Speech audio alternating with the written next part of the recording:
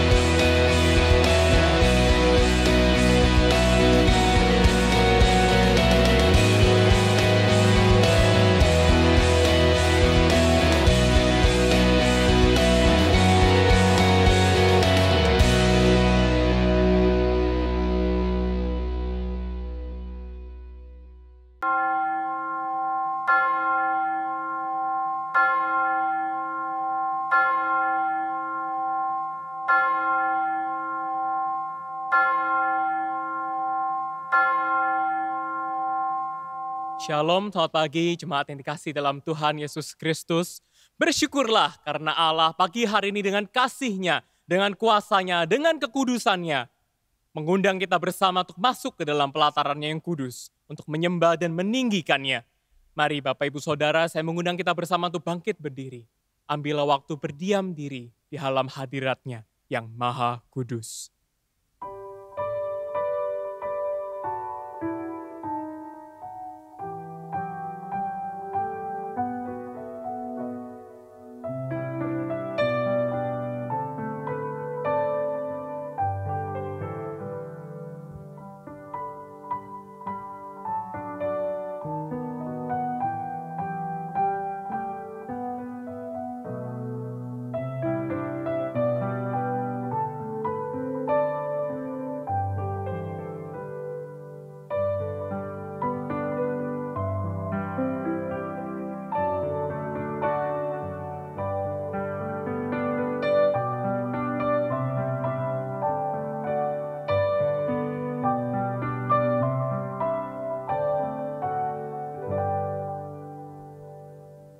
Amin.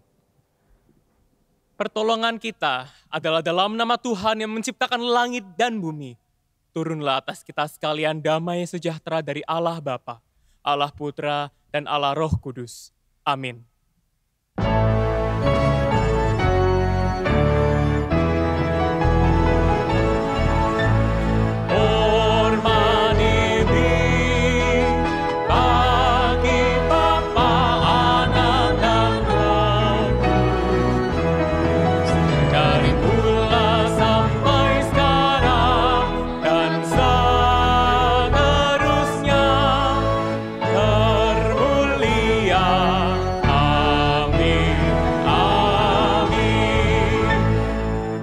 Bernyanyilah bagi Tuhan, hai segenap bumi, kabarkanlah keselamatan yang daripadanya dari hari ke hari.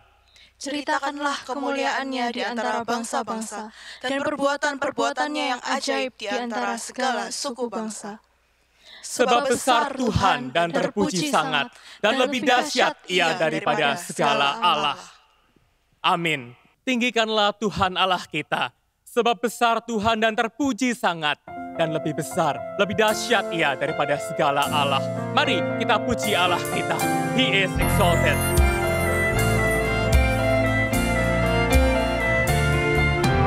He is exalted, the King is exalted on high. I will praise Him. He is exalted, forever exalted, and I will praise His name. He is the Lord, forever His truth shall reign. Heaven and earth rejoice in His holy name. He is exalted, the King is exalted on high. Dia diagungkan, Raja diagungkan tinggi. Dia diagungkan, Raja diagungkan tinggi. Ku puji Dia, Dia diagungkan, selamanya agungkan tinggi. Ku puji Dia. Yesus Tuhan, kebenarannya memerintah. Surga bumi bersukacita dalam namanya. Dia diagungkan, Raja diagungkan tinggi.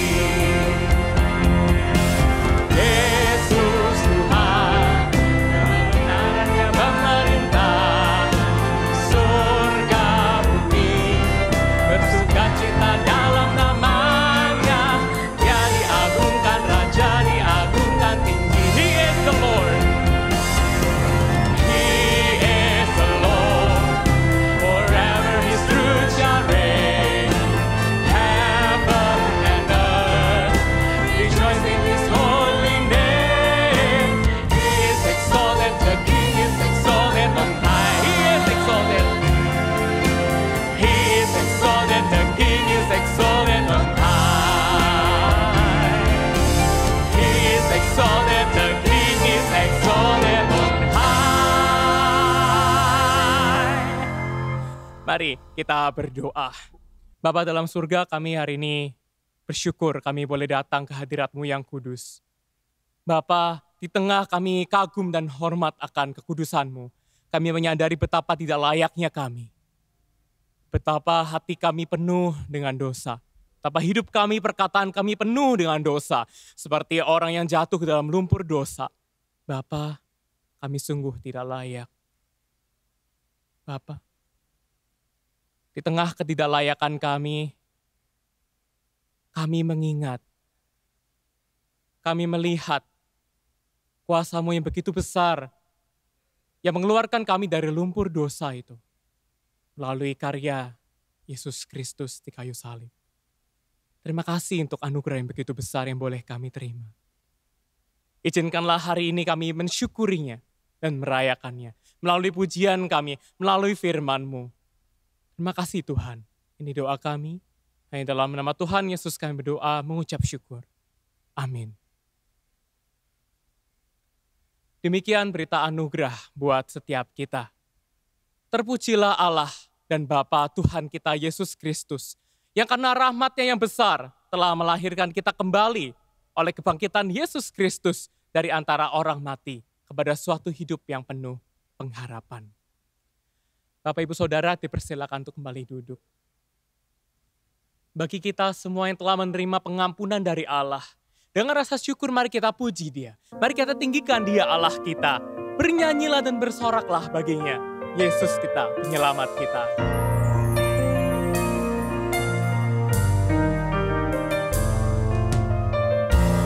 Yesusku, penyelamatku, tiada yang seperti Engkau.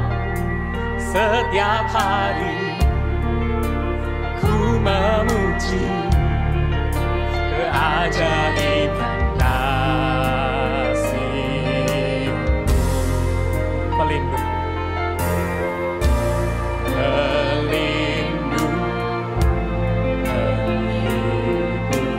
menara kekuatan, biarlah semua yang bernafas tak berhenti menyembah.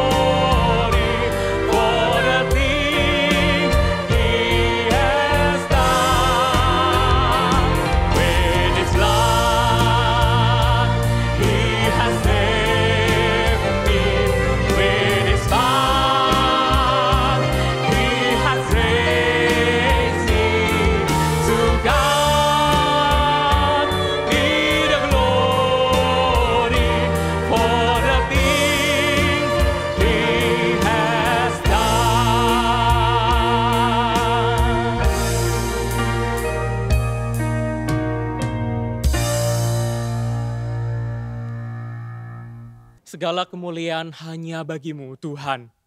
Hanya Tuhan yang ditinggikan dan dimuliakan sampai selama-lamanya. Bapak Ibu Saudara, di hadapan Allah yang mulia dan teramat baik, sebentar kita bersama akan berdoa kepadanya. Yakinlah selalu bahwa Dia mendengarkan kita di tengah pergumulan kita. Dan waktunya lah yang terbaik untuk setiap kita.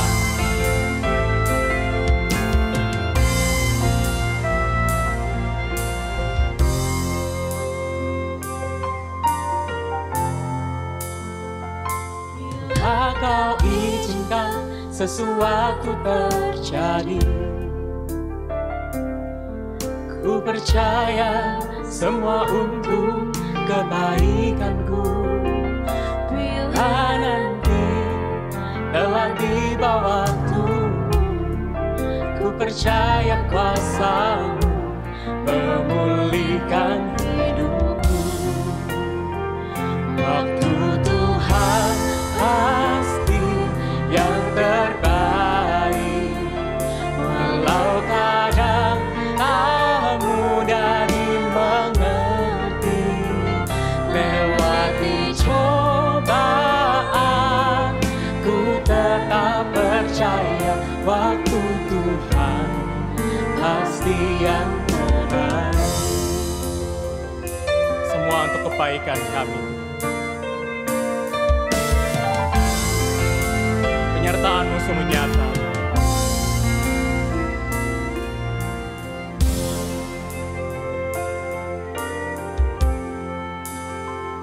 Bila Kau izinkan sesuatu terjadi,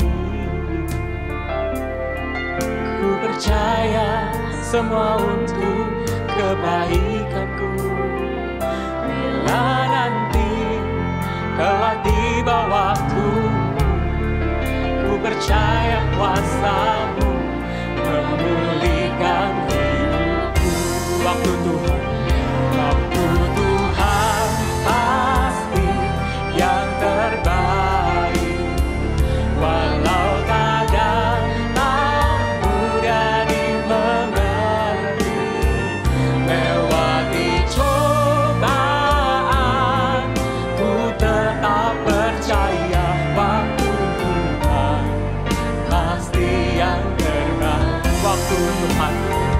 Waktu Tuhan pasti yang terbaik, walau kadang tak mudah dimengerti. Lewati cobaan, ku tetap percaya waktu Tuhan pasti yang terbaik. Lewati cobaan, ku tetap percaya waktu Tuhan pasti yang terbaik. Mari kita bersama tundukkan kepala, kita bersama berdoa. Bapa dalam surga, kami hari ini bersatu hati di hadapan-Mu. Kami berdoa untuk setiap persiapan ibadah yang dirancangkan. Bapak, kami berdoa untuk setiap penata layan. Bapak, tolong biarlah Tuhan yang menyertai mereka selalu. Bapak, di tengah kondisi COVID-19 ini begitu banyak resiko yang mungkin terjadi. Tapi kami percaya penyertaan-Mu Tuhan nyata. Penyertaan-Mu selalu ada.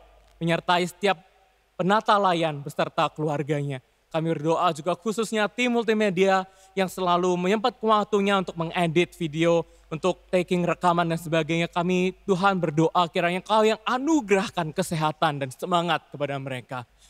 Tuhan, kami juga mengingat hari ini berdoa untuk negara kami Indonesia. Di tengah keamanan negara yang mungkin sempat tergoncang. Bapa, negara ini adalah milik-Mu. Bapa, kiranya penyertaan-Mu ada selalu.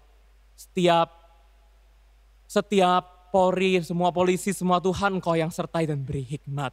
Bapak juga berdoa untuk vaksinasi yang dalam proses berjalan. Bapak, kami berdoa selalu kiranya Tuhan yang menyertai. Biar program vaksinasi ini dapat berjalan dengan lancar. Bapak, kami berdoa buat mereka yang telah menerima vaksin. Kiranya Tuhan yang terus beri hikmat untuk menjaga kesehatan. Juga biar tidak ada dampak atau efek samping, tapi semuanya selalu sehat di dalam penyertaan tangan-Mu. Tuhan, kami juga berdoa untuk pertumbuhan iman jemaat-Mu. Bapa, di tengah ibadah online ini mungkin kami masih kesulitan untuk beribadah. Namun Bapa, kiranya Engkau selalu hadir.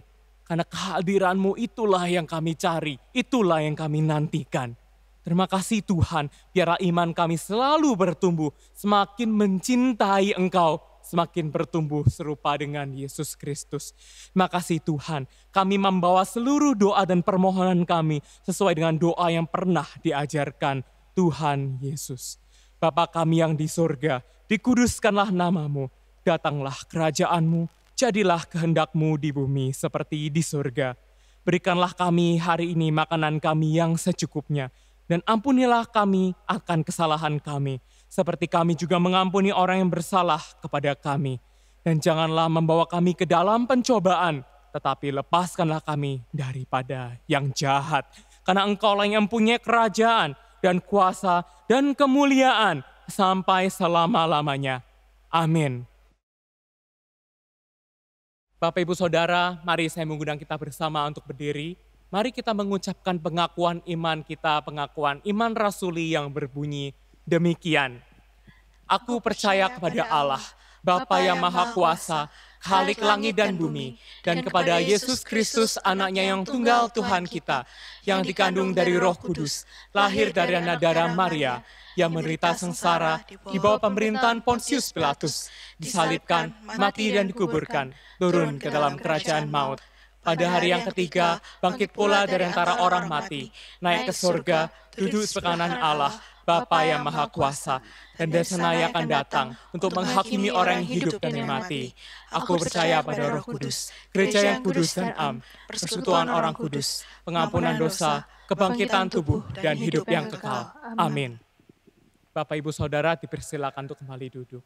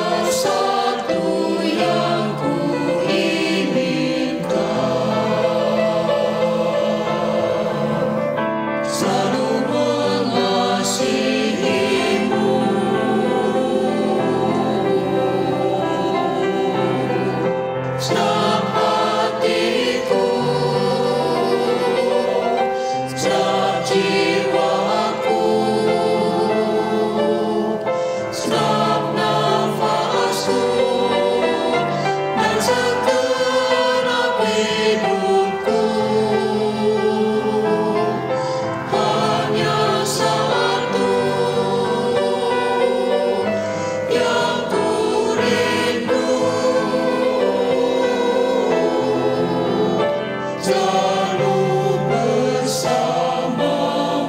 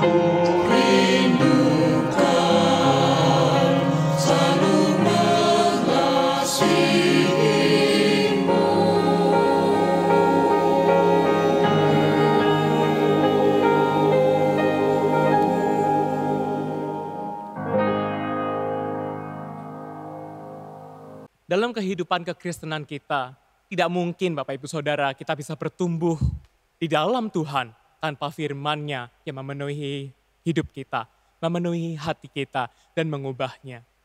Maka dari itu mari kita akan mendengarkan firman Tuhan, persiapkanlah hati kita. Mari kita bersama pujikan sebuah pujian, Kini Penuhi Hatiku.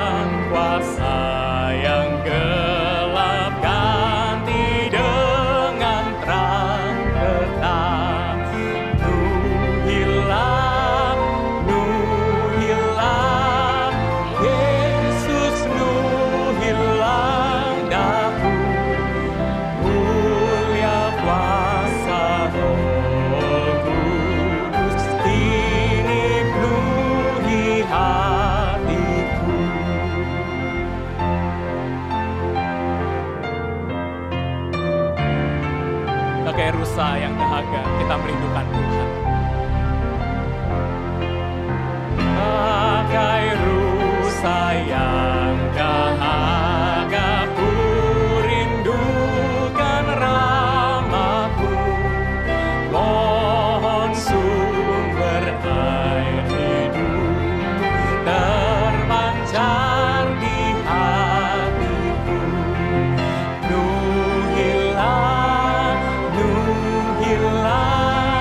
Yesus penuhilah daku, mulia kuasa Roh Kudus. Ini penuhilah, penuhilah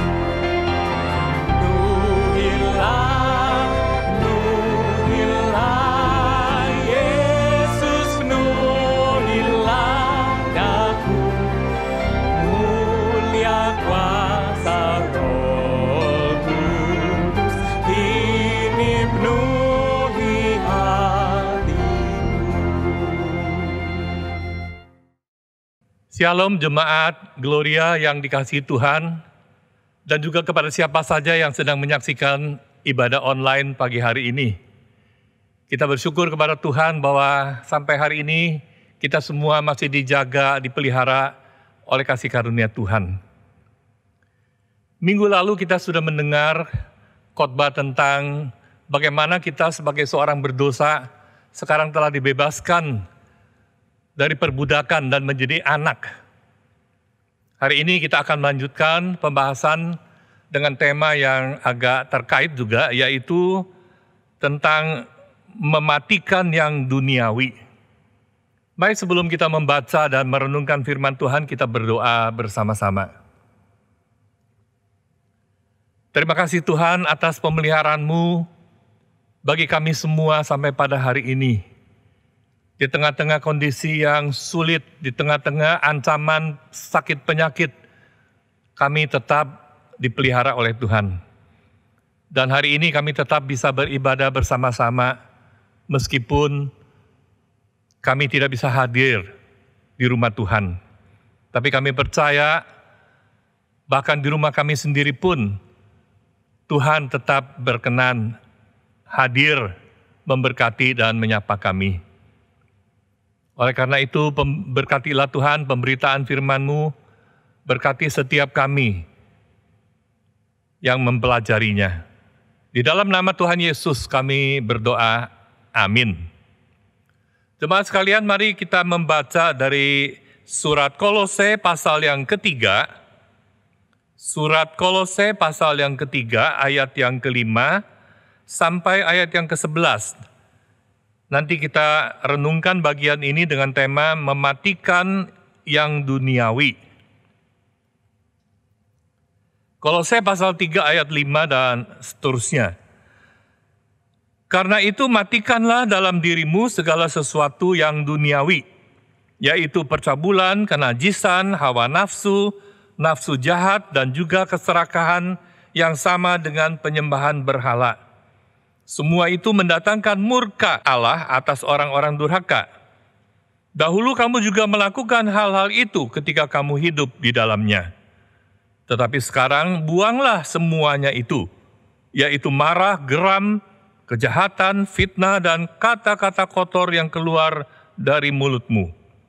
Jangan lagi kamu saling mendustai, karena kamu telah menanggalkan manusia lama serta kelakuannya, dan telah mengenakan manusia baru yang terus-menerus diperbarui untuk memperoleh pengetahuan yang benar menurut gambar Khaliknya.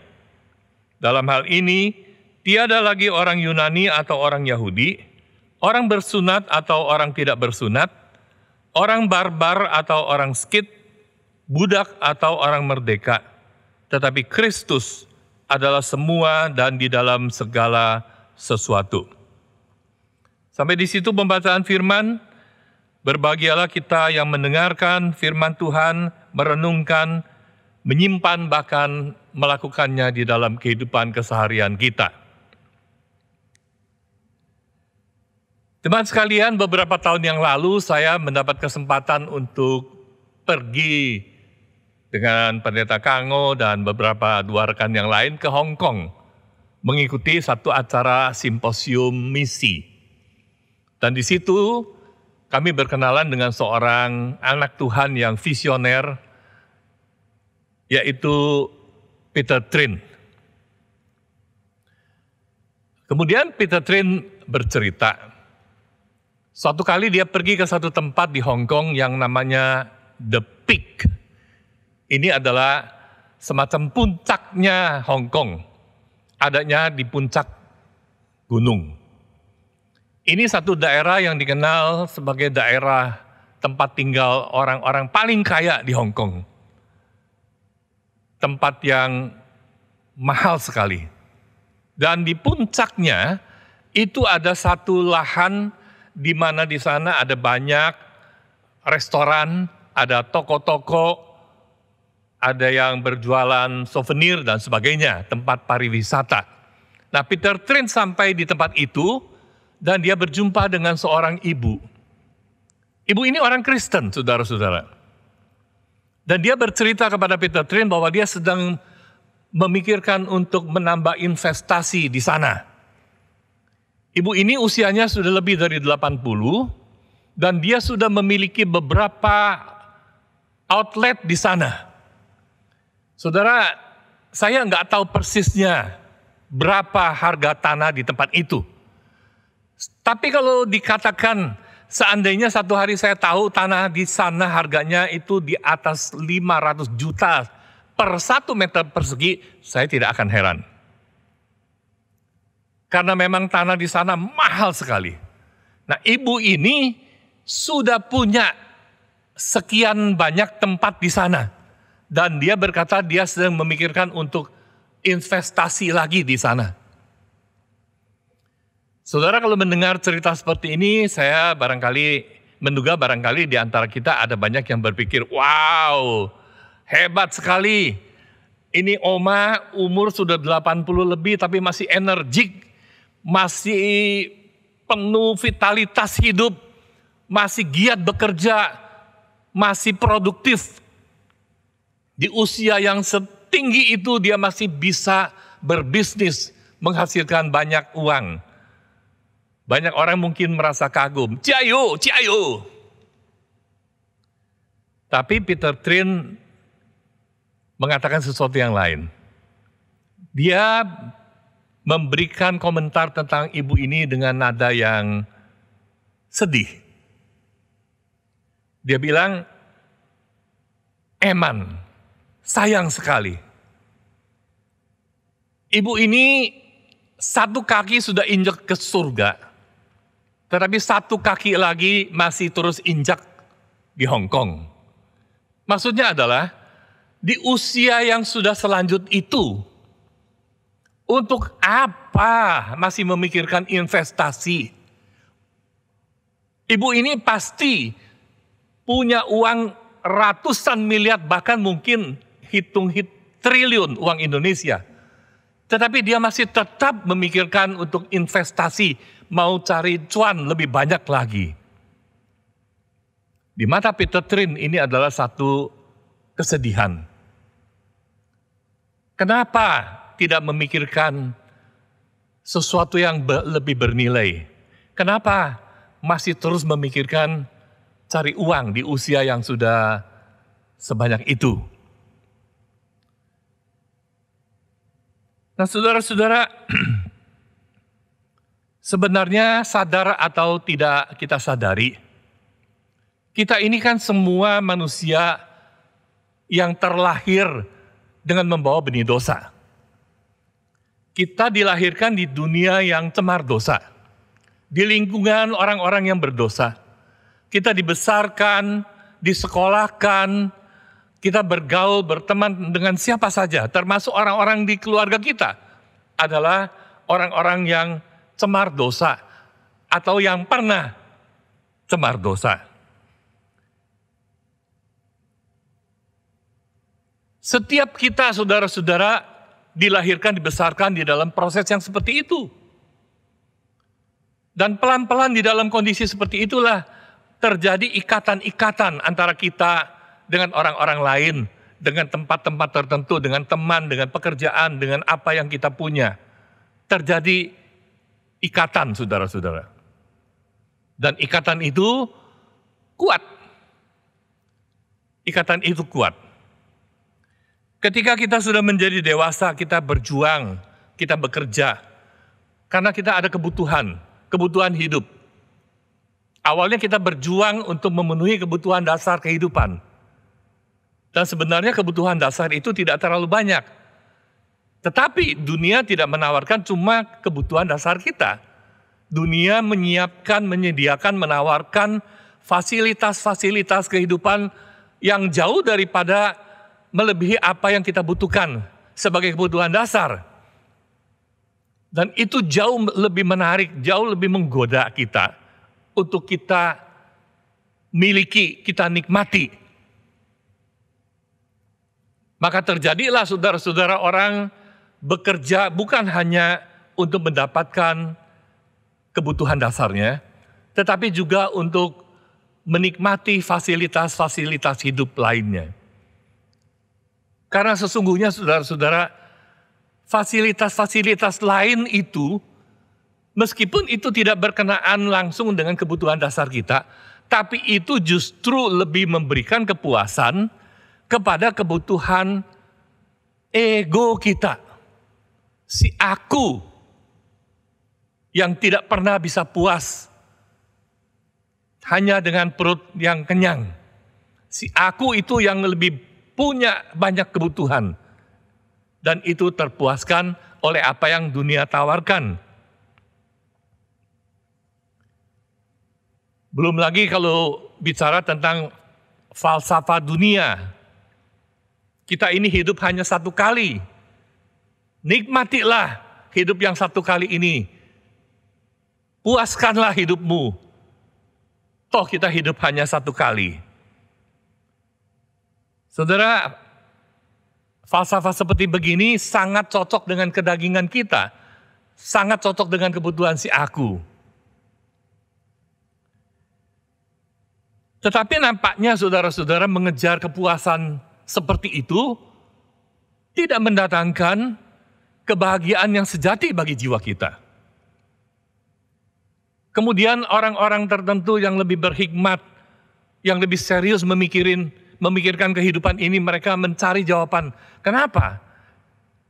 Dan mereka tahu bahwa sebetulnya kebahagiaan itu tidak didapatkan melalui pengejaran materi, pengejaran kenikmatan yang ditawarkan oleh dunia ini. Mereka tahu itu. Maka sekarang saudara-saudara, manusia itu hidup di dalam ketegangan. Dari satu sisi kita ada satu kebutuhan dasar hidup kita yang sedikit, ditambah dengan kebutuhan yang lain, kebutuhan tambahan, kebutuhan kesenangan hidup yang besar, lalu dengan kesadaran dan suara hati nurani yang mengatakan bahwa hal-hal seperti itu sebetulnya tidak terlalu penting, tidak terlalu bermanfaat. Kita hidup di dalam ketegangan seperti itu. Dan saya mau katakan saudara-saudara bahwa kesadaran untuk mengendalikan, untuk mengontrol, untuk menghentikan keinginan-keinginan yang bersifat keduniawian itu, ini bukan hanya melulu ajaran Kristen. Ini adalah satu kebenaran umum. Di luar orang Kristen pun mereka tahu ini. Mereka pun sadar. Ada di antara mereka pun berjuang untuk mengendalikan yang namanya keinginan keduniawian ini. Jadi yang ditata di dalam surat Kolose oleh Paulus tentang keduniawian ini, saudara-saudara, kalau kita membaca sekilas, ini dia tidak memberikan satu gambaran yang terlalu jelas. Ini hanya sekilas saja beberapa hal yang disebut di sini. Dan kita yakin saudara-saudara, hal-hal yang dinamakan sifat keduniawian itu jauh lebih banyak dari ini. Intinya adalah segala sesuatu bagi orang Kristen, segala sesuatu yang merusak hubungan kita dengan Tuhan, yang ditawarkan oleh dunia, itu kita harus kategorikan kepada hal-hal duniawi yang negatif itu. Bagaimanapun, orang mengerti, orang sadar akan hal ini, dan mereka berjuang. Dan ada di antara mereka yang cukup berhikmat, ada di antara mereka yang cukup punya sifat religius. Lalu mereka berjuang melalui ideologi, mereka berusaha melalui agama, dan berhasil. Berhasil di dalam pengertian, mereka bisa mengendalikan diri terhadap godaan-godaan yang sifatnya duniawi ini. Sekali lagi saya katakan saudara-saudara, jangan kita berpikir di luar gereja, di luar kelompok orang Kristen, tidak ada orang yang bisa berbuat baik. Tidak ada orang yang bisa melawan hawa-hawa nafsu, keinginan-keinginan tertentu. Ada di antara mereka yang bisa mengendalikan diri sedemikian rupa. Kuncinya sebetulnya hanya dua. Yang pertama itu kesadaran. Yang kedua itu adalah motivasi. Kalau orang sadar bahwa ini tidak baik, ini bukan kebutuhan dasar saya, ini sifat yang tidak baik, sifat keserakahan, sifat egois, sifat suka memfitnah, sifat yang jahat, itu hal yang tidak baik. Cukup dengan akal sehat untuk menyadari itu. Lalu kalau ada orang punya motivasi, ingin berubah, ingin mengendalikan hal-hal seperti ini, dengan cara-cara tertentu, apalagi kalau lewat agama, ada kemungkinan mereka bisa sampai batas tertentu mengendalikan diri terhadap godaan-godaan yang dimaksud dengan istilah godaan duniawi ini. Hal-hal duniawi ini. Sampai batas-batas tertentu mereka sanggup. Mereka sanggup mengendalikan diri terhadap makanan, mereka ada yang sanggup mengendalikan diri terhadap godaan nafsu seksual, mereka ada yang sanggup menahan diri terhadap keserakahan tentang harta, ada. Nah saudara-saudara, di bagian ini, Paulus mengingatkan kepada orang-orang Kristen jemaat di Kolose, supaya mereka juga melakukan hal yang sama, mematikan hal-hal yang duniawi. Nah sekali lagi saudara-saudara, saya tidak khusus membahas tentang apa itu yang dimaksud dengan hal-hal duniawi. Saya hanya mau katakan bahwa semua hal yang ditawarkan dari dunia ini, yang akhirnya merusak hubungan kita dengan Tuhan, yang akhirnya tidak membangun kerohanian kita, bahkan merusaknya, itu kita boleh kategorikan sebagai satu jerat, satu jebakan daripada hal-hal duniawi yang kita harus hindari. Saya berharap jemaat Kristen mengerti ini. Terlalu banyak saudara-saudara, terlalu banyak. Tetapi yang hari ini saya mau ajak kita lihat adalah bahwa sebelum Paulus memberikan dorongan, nasihat supaya mereka mematikan hal-hal yang duniawi ini, sebelumnya Paulus telah memberikan satu alasan, satu landasan bagi mereka. Dan itu ditulis di dalam ayat-ayat sebelumnya. Saya bacakan beberapa ayat sebelumnya. Paulus bilang begini, karena itu kalau kamu dibangkitkan bersama-sama dengan Kristus, carilah perkara yang di atas, di mana Kristus ada, duduk di sebelah kanan Allah. Pikirkanlah perkara-perkara yang di atas, bukan yang di bumi.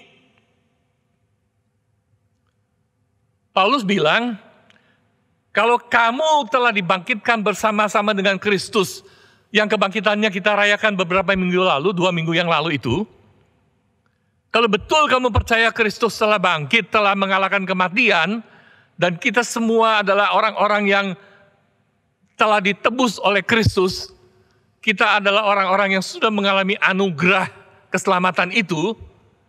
Kalau betul engkau mengerti ini, maka Paulus bilang pikirkan itu, pikirkan hal-hal yang di atas itu. Apa maksudnya saudara-saudara? Saya kira maksudnya adalah pikirkan bukan hanya progres hidup kita di dunia ini, keberlangsungan hidup kita di dunia ini hari demi hari saja. Tapi pikirkan tentang kerajaan Allah. Pikirkan bahwa apa yang kita bisa kerjakan di dalam hidup yang sekarang ini untuk kerajaannya. Pikirkan bahwa suatu hari kelak kita nanti akan pergi ke sana. Saudara-saudara, saya menemukan hal yang aneh di dalam tahun-tahun pelayanan saya. Saudara, saya merasakan banyak orang Kristen senang dengan berita tentang bagaimana Allah Bapa, Yohanes 3 ayat 16, karena begitu besar kasih Allah akan dunia ini, sehingga dia telah mengaruniakan anaknya yang tunggal, supaya barang siapa yang percaya kepada dia, jangan binasa melainkan beroleh hidup yang kekal. Kita mendengar Tuhan Yesus mengatakan, barang siapa percaya kepadaku, percaya kepada Bapa yang mengutus aku, dia tidak lagi di dalam maut, dia telah pindah dari maut ke dalam hidup. Dia tidak lagi dihukum. Orang yang percaya kepada Kristus mendapat hidup kekal. Kita suka itu, saudara-saudara. Kita senang. Kita semua senang itu. Kita dijanjikan hidup kekal di surga. Dan kita senang mendengar itu. Tetapi saudara-saudara, saya menemukan tidak terlalu banyak orang-orang Kristen yang menunjukkan kerinduannya yang besar tentang surga. Ini yang aneh.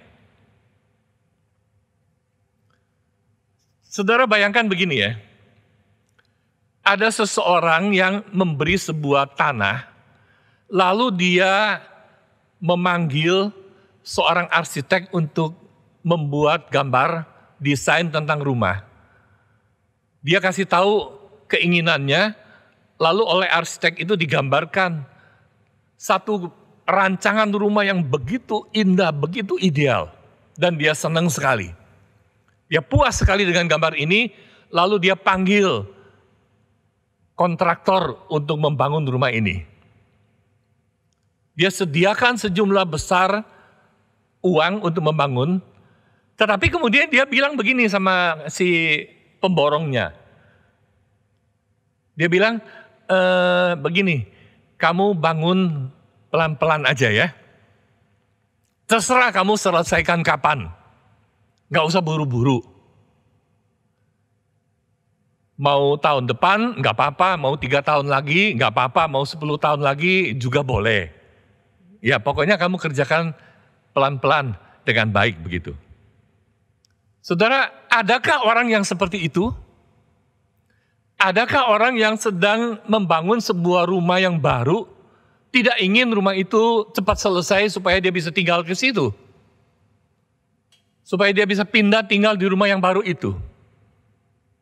Di dalam kehidupan sehari kita tidak menemukan orang seperti itu. Tetapi saudara-saudara, berapa banyak orang Kristen yang rindu surga? Saudara, mari kita sadari, kita ini hidup di dunia cuma sebentar saja. Sejak hari kita percaya kepada Tuhan Yesus, kita telah memiliki sesuatu pengharapan yang jauh-jauh lebih baik daripada kehidupan di dunia ini. Dunia yang kita tinggal ini adalah dunia yang sama sekali tidak ramah. Sudah 1 tahun lebih kita diancam oleh sakit penyakit dan kita tidak berani keluar. Kita tidak bisa beribadah, kita tidak bisa bekerja dengan lancar seperti biasa. Begitu banyak gangguan, begitu banyak kerugian yang ditimbulkan. Dunia ini adalah dunia yang sangat tidak ramah. Dan kepada kita orang-orang yang percaya dijanjikan satu tempat yang jauh lebih mulia. Kita tidak bisa bayangkan semulia apa rumah kita yang di sana itu. Paulus bilang itu adalah pengharapan kita. Jangan berpikir kita akan hidup selamanya di dunia ini. Kita harus lepaskan ikatan hati kita dengan daya tarik yang ditawarkan oleh dunia ini yang akan merusak hubungan kita dengan Tuhan. Untuk itu, Paulus bilang, alihkan fokusmu ke sana. Ke sana.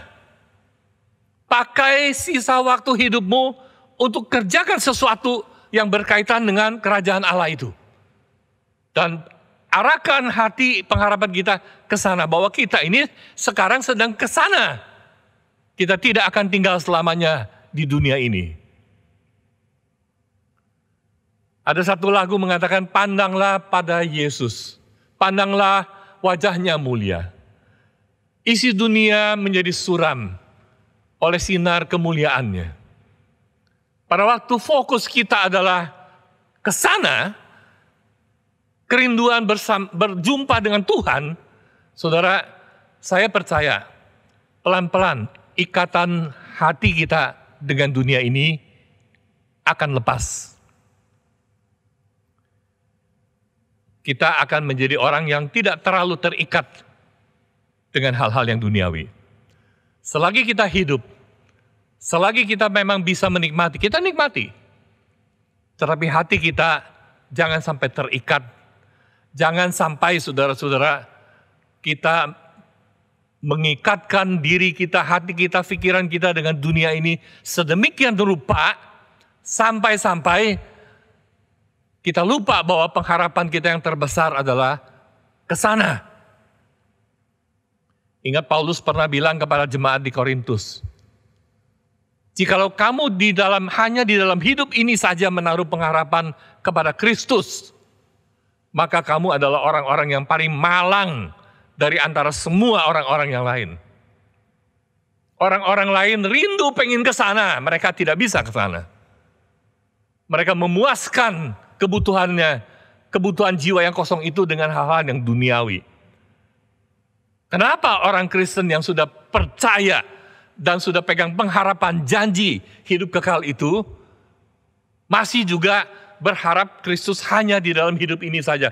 Tuhan berkati saya, Tuhan sehatkan saya, Tuhan sembuhkan saya, Tuhan jaga keamanan saya. Semua yang dipikirkan hanya hal-hal yang berkaitan dengan hidup kita yang sementara di dunia ini. Paulus bilang, jangan. Kamu punya sesuatu yang jauh lebih baik. Arahkan pikiranmu ke sana. Pikirkan ke sana. Pikirkan hal-hal yang di atas. Tentang kerajaan Allah, tentang rencana Allah bagi zaman ini. Berkaitan dengan ibu itu, Peter Trin mengatakan, kenapa dia tidak keluarkan uang itu untuk pekerjaan Tuhan? Tetapi yang ada di dalam pikirannya adalah untuk mencari, mendapatkan lebih banyak lagi. Umur sudah 80 lebih. Ambisi untuk mendapatkan uang, keuntungan begitu kuat. Sampai-sampai dia katakan, satu kaki sudah injak surga. satu kaki lagi masih tinggal di Hong Kong. Saudara-saudara, kita adalah orang yang sedang berjalan ke sana. Fokuskan pikiran hati kita ke sana. Sehingga kita tidak terlalu lagi terikat dengan apa yang dunia tawarkan. Ada satu peringatan di dalam kitab Kejadian pasal 19 tentang istri Lot. Hari itu Tuhan berencana untuk menyelamatkan keluarga Lot dan mengutus malaikat untuk membawa mereka keluar. Cepat, tinggalkan tempat ini. Kenapa saudara-saudara? Karena Sodom dan Gomora akan di bumi hanguskan oleh Tuhan. Apa yang sebenarnya terjadi?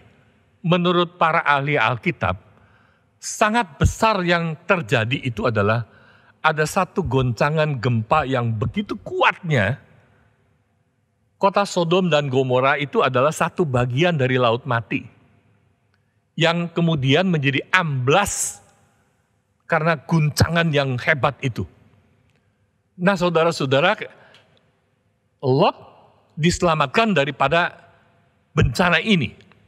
Tapi kemudian ada satu ayat mengatakan istri Lot memalingkan wajahnya, memalingkan mukanya ke Sodom dan dia berubah menjadi tiang garam. Alkitab tidak menjelaskan apa yang terjadi.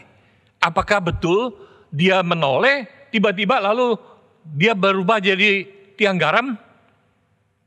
Menurut Alkitab kemungkinan yang terjadi adalah istri Lot itu bukan hanya menoleh, tetapi dia berbalik memandang kepada Sodom dan Gomora itu, dan dia berkata kepada suaminya, kepada anak-anaknya, kalian jalan dulu saja pelan-pelan. Aku masih rindu dengan tempat tinggal ini. Aku pengen memandangnya sebentar lagi. Kalian jalan dulu saja, kalian jalan. Lalu suaminya, anak-anaknya jalan meninggalkan dia, dan dia seorang diri di sana berbalik kepada Sodom dan Gomora, memandangi tempat tinggalnya yang lama. Sampai terjadilah ledakan itu, dan belerang garam itu terlempar ke atas dan menutupi dirinya. Hidup-hidup dia terkubur dengan garam, dengan belerang sampai mati. Kira-kira itu yang terjadi. Saya percaya penjelasan seperti ini, saudara-saudara. Istri Lot bukan mati hanya karena dia berbalik, tiba-tiba dia jadi berubah tiang garam. Tidak. Dia berbalik, dia berdiri di sana. Dia terus melihat tempat yang dia tinggali ini. Tempat yang begitu indah. Hatinya terikat mati di sana. Padahal Tuhan mau menyelamatkan dia pergi ke tempat yang aman. Tetapi dia tidak bisa melepaskan hatinya. Saudara-saudara, Paulus berkata, pikirkan yang di atas. Engkau, saya, semua orang percaya adalah orang-orang yang sedang berjalan ke sana. Pikirkanlah kepentingan Allah, kerajaannya, rencananya. Pakailah hidupmu untuk berbagian di dalamnya. Pikirkanlah bahwa itu adalah tempatmu yang kekal, bukan di dunia ini. Sebentar saja kita akan pergi dari dunia ini ke sana. Pikirkan sana. Rindukan itu. Dan lepaskan hatimu dari dunia ini. Jadi itu berita yang ingin saya sampaikan kepada jemaat.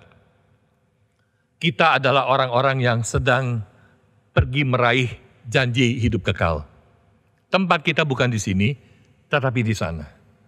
Karena itu, lepaskanlah hati kita daripada tawaran dunia, daripada sifat-sifat keduniawian.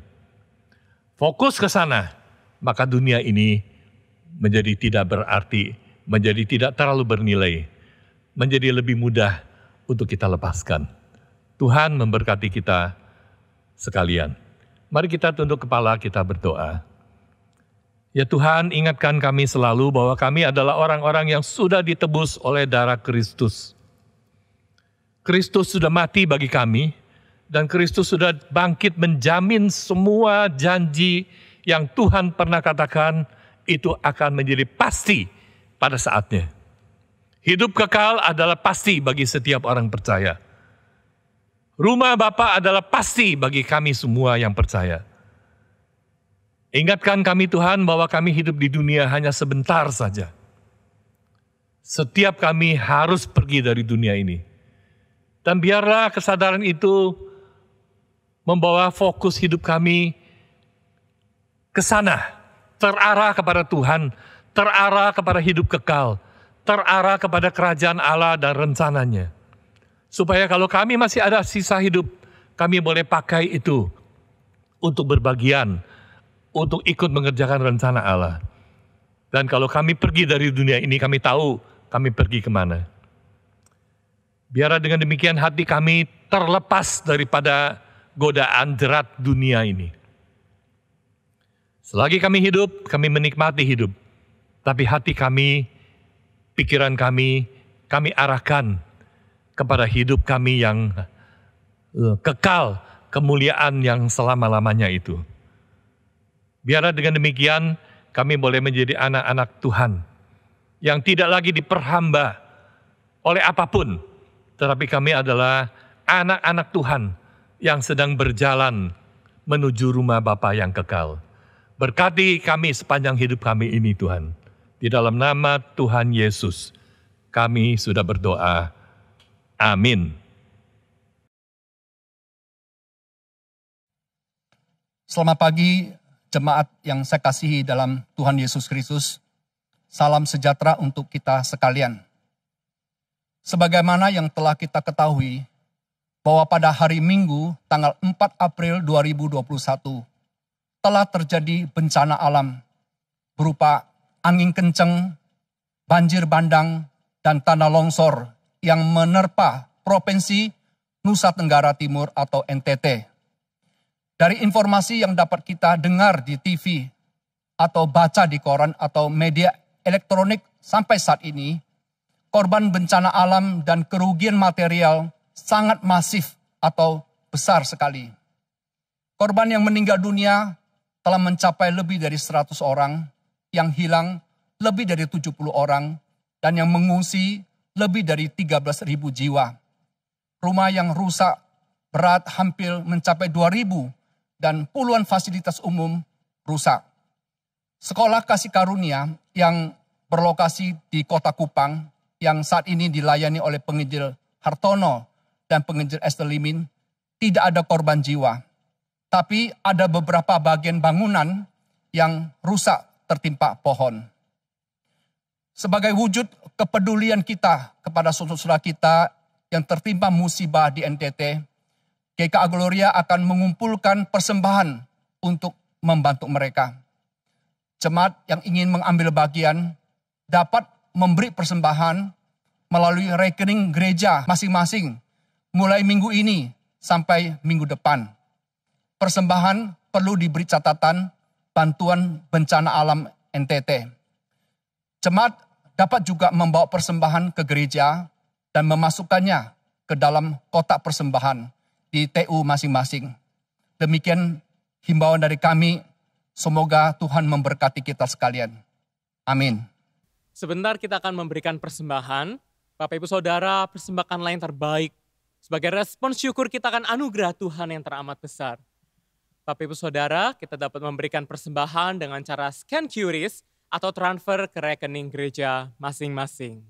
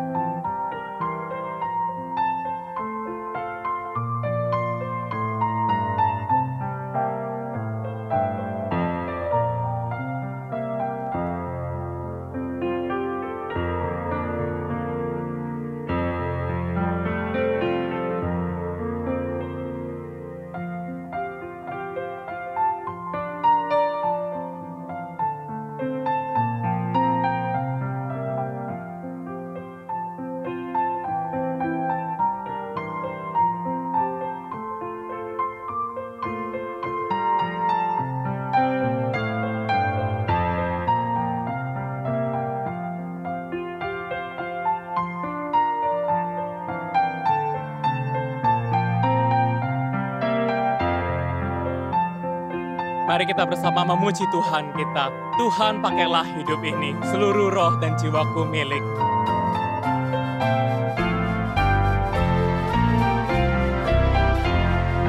Pakai hidupku ini, seluruh roh dan jiwaku. Pakai tanganku ini, hatiku digerakkan kasih-Mu. Pakai mulutku ini, memberitakan Injil-Mu. Pakai hartaku ini, seluruhnya bagimu, ku pakai kasihku. Pakai kasihku ini, ku sembahkan padamu. Pakai diriku ini, selamanya bagimu, ku sembahkan.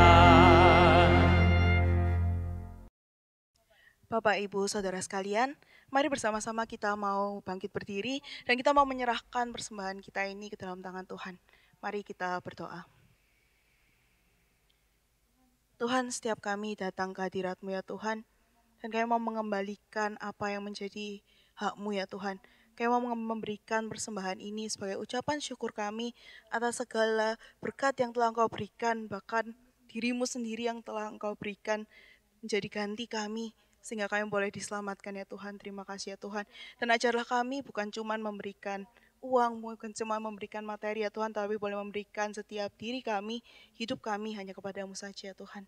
Terima kasih ya Tuhan, di dalam nama Tuhan Yesus kami telah berdoa. Amin. Bagi Dia, satu-satunya Allah yang penuh hikmat, oleh Yesus Kristus, segala kemuliaan sampai selama-lamanya. Amin.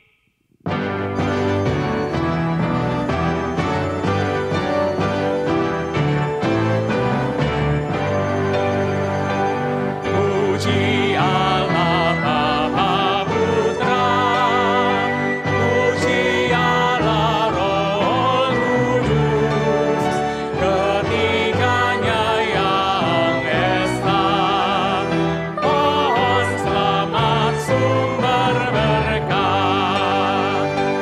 Amin.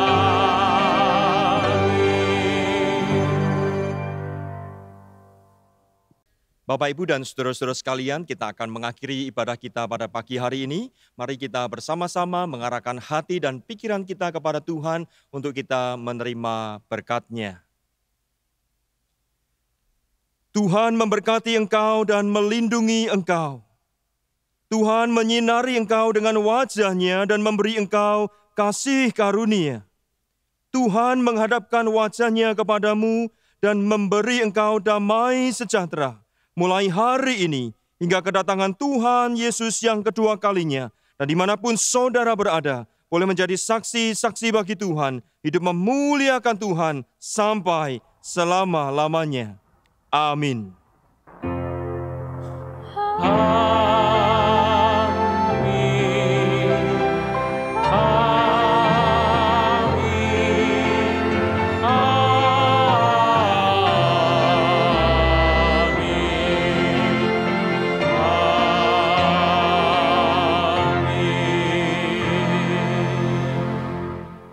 Ibadah kita telah selesai. Bapak, Ibu, Saudara dipersilakan untuk duduk. Silakan mengambil waktu teduh. Tuhan Yesus memberkati.